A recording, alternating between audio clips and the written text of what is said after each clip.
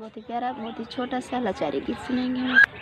आई महंगाई के जमाना बलम तनी जम के कमाना।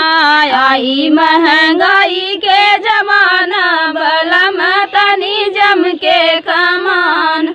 सास तना मरी है ससुर तना मरी है, सास तना मरी है ससुर तना मरी है। नैहर में नाही ठेकाना बलम तनी जम के कमाना। नैहर में नाही ठेकाना बलम तनी जम के कमाना।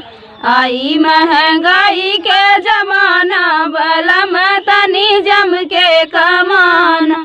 जेठ तना मरी है जेठान तना मरी है, जेठ तना मरी है जेठान तना मरी है। नैहर में नाही ठेकाना बलम तनी जम के कमाना।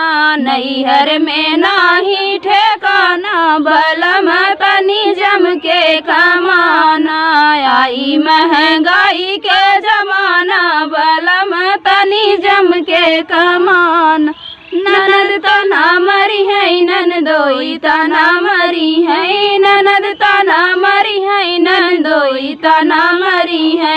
नैहर में नाही ठेकाना बलम तनी जम के कमाना। आई महंगाई के जमाना बलम तनी जम के कमाना।